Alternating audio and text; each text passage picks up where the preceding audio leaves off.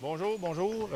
Benoît, formateur itinérant. On est présentement à Odanak. On va continuer nos capsules sur les bornes d'incendie.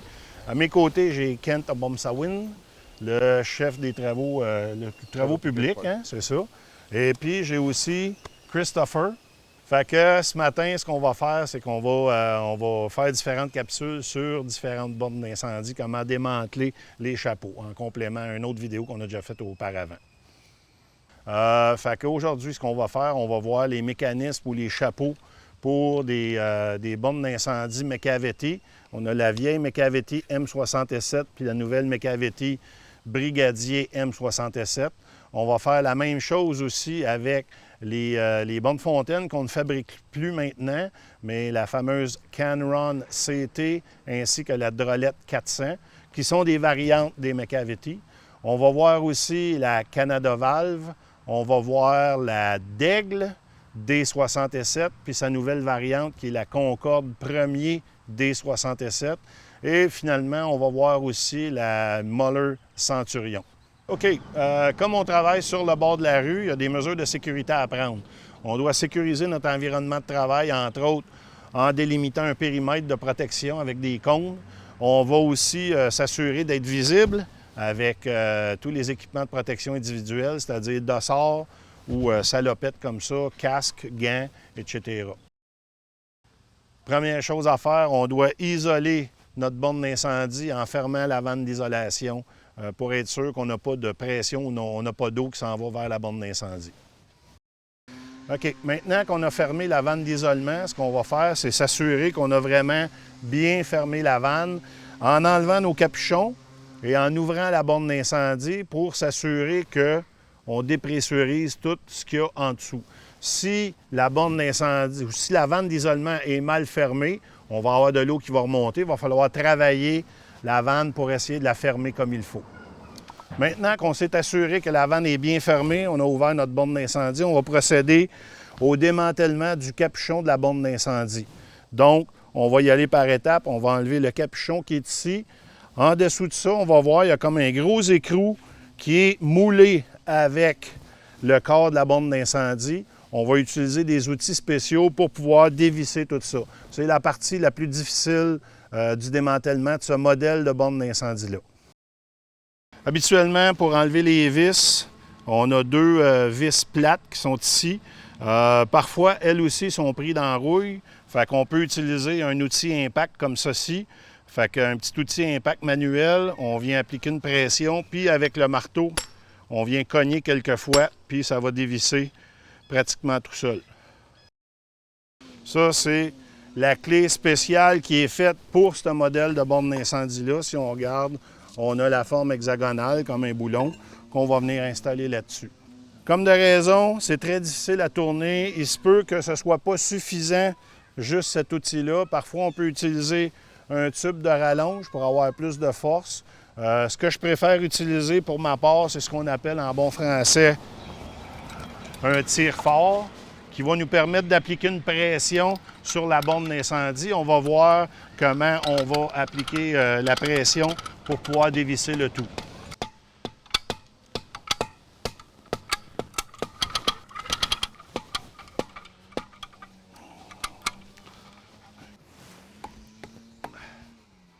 Maintenant qu'on a défait le haut de notre borne d'incendie, on peut procéder à l'enlèvement du mécanisme.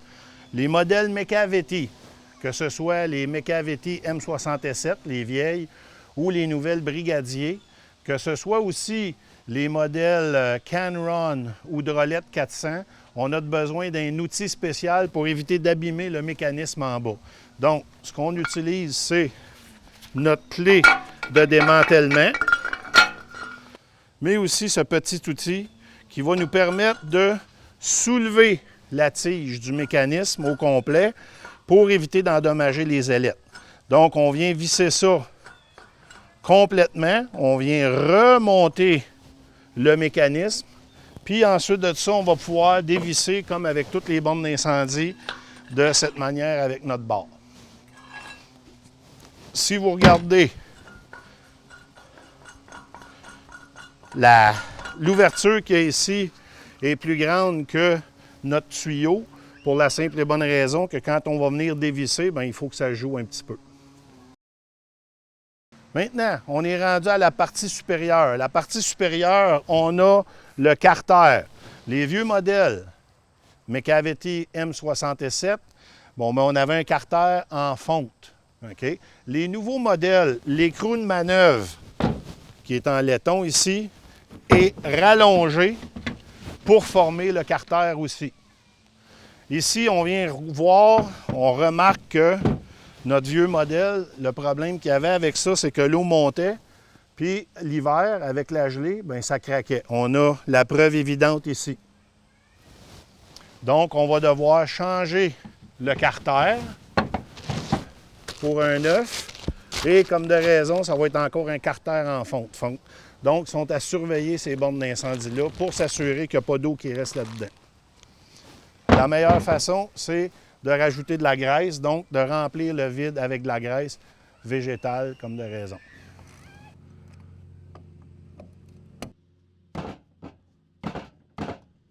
Sur les vieux modèles de Mecavity, on a notre écrou de manœuvre, on a le carter qui est ici. Ça vient ensemble, OK? Et on a aussi un roulement à billes qui est ici. Roulement à billes, celui-là est quand même en bon état. La plupart du temps, ils sont très rouillés. Okay? D'où l'importance du graissage. Les nouveaux modèles de Mecavity, les brigadiers, on a remplacé ces deux morceaux-là par un morceau comme celui-ci qui est plus long, qui sert de carter et aussi d'écrou de manœuvre. On a remplacé aussi le roulement à billes par un léger disque en téflon. Le téflon, ça ne rouille pas, donc, puis ça fait la même épaisseur que ça. Là, on va remettre le chapeau en place. Il faut faire attention, il ne faut pas oublier que ça ici, ça risque de tourner en même temps que notre chapeau. Fait que ça va avoir un effet aussi sur la tige en dessous. Fait que là, ça se peut qu'on ait un sentiment de restriction. C'est peut-être juste parce que là, comme c'est là, notre mécanisme est complètement ouvert. Fait que là, on essaye de le pousser encore plus loin. Fait que ce qu'il faudra faire, c'est aller à contresens. OK?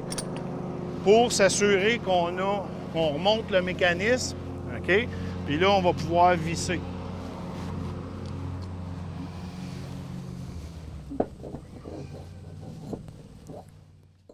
Ici, on a la Mecavity Brigadier M67, la nouvelle génération de ce qu'on a vu auparavant.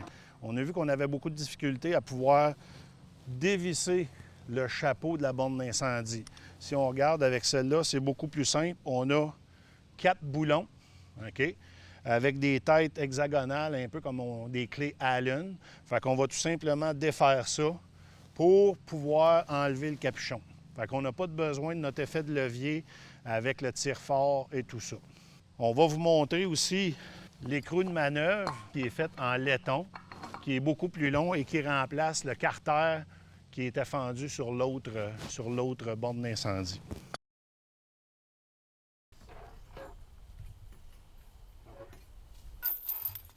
Borne fontaine Moller Centurion.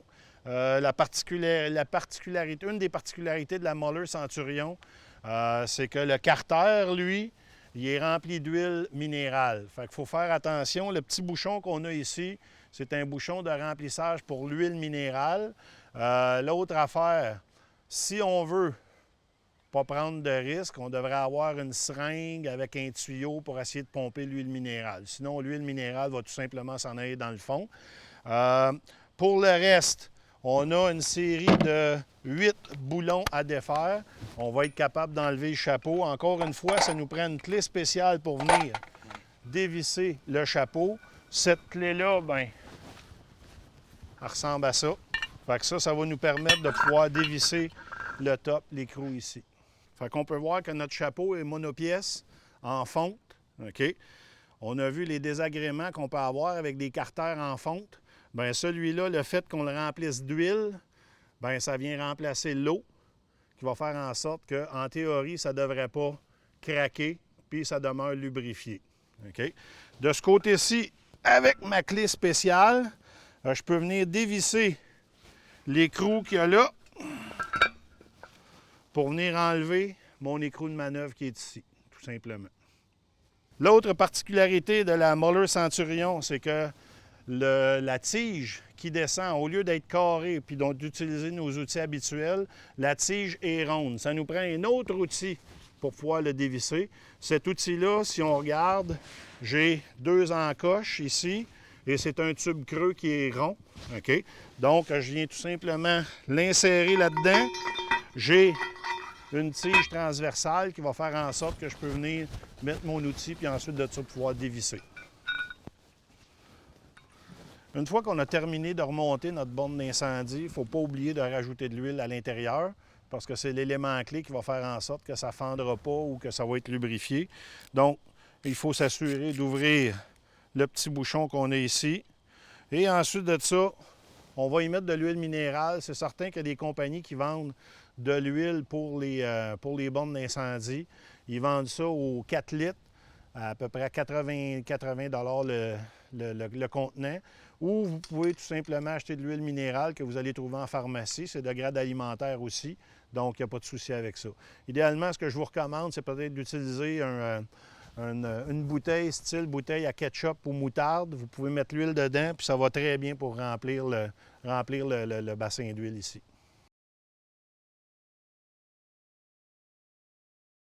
Modèle Canada Valve, il y a la Canada Valve régulière, la Canada Valve EM qui appelle. La seule différence, c'est que le carter, au lieu d'être en fonte, il est fait en téflon, un peu à l'image des autres qu'on a vus, où est-ce que, tu sais, ils ont rallongé les écrous de manœuvre qui sont en laiton au lieu d'avoir une partie en fonte. Bien, ça, c'est le modèle particulier de celle-là. Comme vous pouvez voir à l'intérieur, le carter est fait en téflon, c'est en plastique blanc, donc ça, c'est un modèle EM. Pour enlever le capuchon, on a 2 petites pins qui sont localisées en général en ligne avec les bouches de sortie. Mais parfois, ça se peut que ça soit délocalisé. Il faut regarder comme il faut. Ce qu'il faut faire, il faut enfoncer les pins vers l'intérieur et on va pouvoir enlever le capuchon. Le restant du démantèlement, c'est assez facile. Ici, ça, c'est la plaque qui vient retenir l'écrou de manœuvre en sandwich entre cette plaque-là puis le dessus. C'est ça qui permet de pouvoir ouvrir ou fermer. Fait que si j'enlève cette plaque-là ici, je vais avoir tout simplement soit des roulements à billes, soit un joint de téflon. Si j'enlève la plaque qui est ici, OK, là, je vais pouvoir accéder au mécanisme. Le mécanisme, c'est comme avec toutes les autres bornes d'incendie, on a besoin d'une clé pour le dévisser. La clé est particulière parce que la grosseur de la tige qui descend est plus petite que la plupart des autres. C'est pour ça qu'on a une clé qui est différente.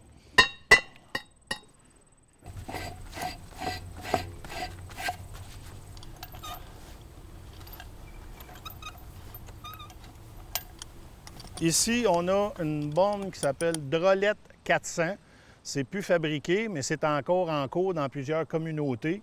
On peut le remarquer, on a juste à regarder sur le corps de la borne fontaine, puis on va voir le mot Drolette 400. La Drolette 400 ainsi que la Canron CT, c'est la même affaire. OK? Fait que tout à l'heure, on va défaire une Canron, puis dites-vous que la Drolette ou la Canron, c'est les mêmes composants. Borne d'incendie Canron CT, on peut la reconnaître à cause du logo ici, qui fait comme un C pour Canron. Donc, comme on disait, la même chose que la Drolette 400. Comme on a vu, ici, on a 4 côtés comme ça, des dents, la même chose comme ça ici. Fait qu'il a fallu faire 1/8 de tour pour dégager le couvercle et pouvoir l'enlever. Pour éviter de trop forcer, on va utiliser aussi l'écrou de manœuvre juste pour lever le tout. Pour défaire le mécanisme, on a encore le même outil qu'on utilise soit pour les Concorde, les Daigle, les Mecavetti. On va venir mettre ça là. La seule différence, tout comme avec les Mecavetti, ça nous prend un adapteur sur le dessus. Ce modèle-là ici, si on regarde, le diamètre est plus petit avec le noir. C'est fait pour aller avec la Canron puis la Drolette 400. Parce que ça ici, je ne pourrais pas l'utiliser là-dedans. Ça ne tiendra pas. Fait que je dois utiliser ce modèle-là ici pour visser. Donc le reste, c'est comme avec les autres modèles. On vient rentrer ça là-dedans. On insère la barre pour pouvoir dévisser puis le tour est joué. Pour défaire l'écrou de manœuvre, bien, tout ce qu'on a à faire, c'est avec notre outil, on va venir dévisser ça de la partie qui est ici. Comme de raison, là, ça peut être difficile, on peut utiliser un étau ou si on n'a pas ça à proximité, ce qu'on va venir faire, on va venir le remettre en place comme ça. Puis on viendrait tout simplement verrouiller en place pour pouvoir dévisser ça. OK, fait que c'est quand même un peu difficile de tout défaire ces mécanismes-là si on n'a pas un étau. Donc là, ce qu'il a fallu faire, c'est remettre en position notre écrou ici pour pouvoir décaler notre couvercle pour pouvoir l'enlever. Fait que ce qu'on peut voir ici, encore une fois, c'est monopièce, tout coulant en fonte. Encore une fois, un problème qu'on peut avoir, c'est de l'infiltration d'eau là-dedans. Puis après ça, bien, en hiver, ça gèle, ça craque. Celui-là est en bon état.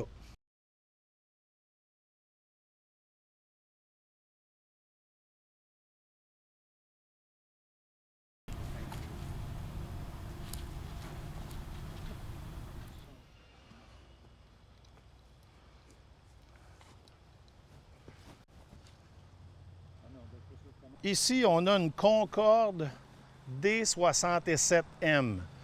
C'était la transition entre Daigle D67M, puis après ça, on a eu la Concorde premier D67M.